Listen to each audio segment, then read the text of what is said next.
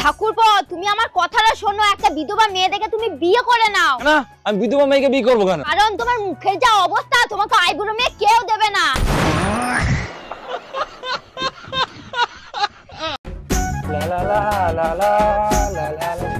পূজা, আমি মাঠে যাচ্ছি, তুমি যেন মনে করে ভাত কটা খেয়ে নিও, ঠিক আছে? ভাগ্যিস তুমি বলে দিলে, না হলে তো আমি গু খেয়ে নিতাম। ছোট ছোট ভাতিজা কই?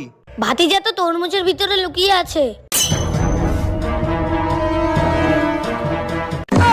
কিরে ওই গোসলদার ভয়ে তরমুজের ভিতর লুকিয়েছিস তাই না? টাকা ছিল না বলে আমায় ছেড়ে চলে গেলি তো? আজকেই কোটিপতি হয়ে দেখাবো। ড্রিম 11-এ 10টা টিম বানালছি।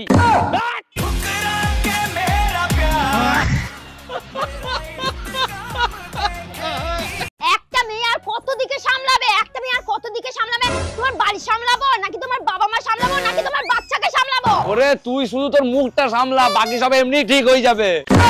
পূজা, ও পূজা, তুমি আমার বন্ধুকে কি বলেছো? আমার বন্ধু রাগ করে আমার সঙ্গে কথা বলছি না। আরে আমি আবার কি বলেছি? আমি তো শুধু এইটুকুনি বলেছি যে ফটোতে তোমাকে খুব সুন্দর লাগে আর সামনাসামনি তোমাকে কালো শুয়োরের মতো লাগছে।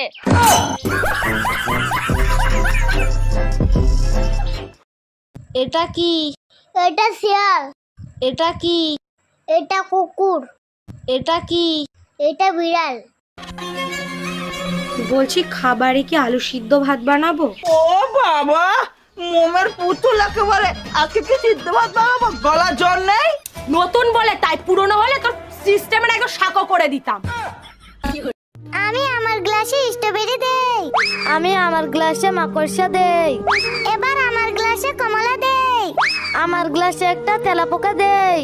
আমার গ্লাসে কিছু আঙ্গুর দেই। আমার গ্লাসে একটা পিঁপড়া দেই। এবার আমি এগুলো ব্লেন্ডার করে নেই। আমিও আমারগুলো ব্লেন্ডার করে নেই।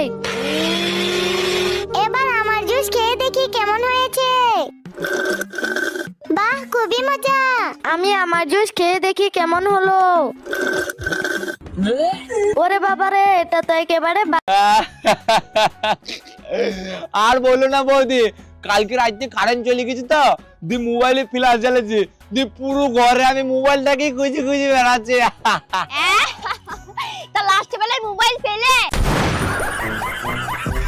একটা জঙ্গলি জানোয়ারের সাথে বিয়ে হয়েছে, জীবনটা একবারে তেজপাতা করে ফেলছে। আরে ভাবি, আজকেও ভাইরে বকাবকি করতেছেন, আজকে আবার কি করলো ভাই? দেখেন না অরুণ ভাই, সারা ঘর নোংরা, তার ভিতর বসে রয়েছে।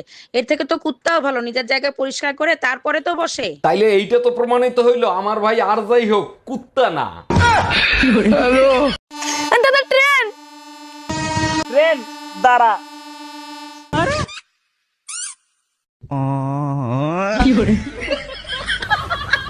তোমার বিয়ে করার থেকে আমার আইবুড়ো থাকা ভালো ছিল।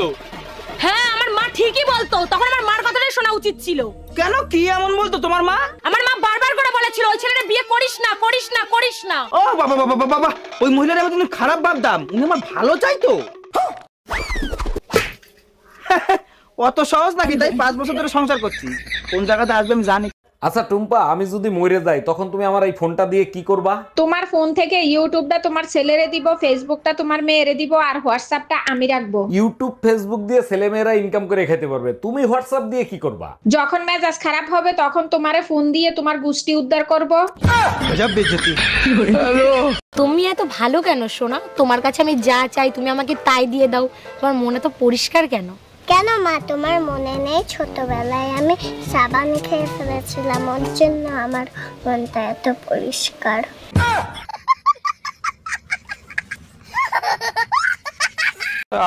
ভালো লাগে না যত। আরে কি হয়েছে গো, সকালবেলা এত মাথা গরম কেন? মাথা গরম হবে না, মাথা গরম হবে না। আমি শালা আধার কার্ড বানিয়ে দিয়েছিলাম, শালা কোন অশিক্ষিত বানিয়েছে কে জানে, আমি নাম দিয়েছিলাম কি জানো, কমল রায়। আর আধার কার্ডে এই যে কন্ডম চাই। বাবা কি বলছো তুমি? ওরে কে কোথায় আছিস, আবার একটু বিষ দে, খাইয়া মরিয়া যাই।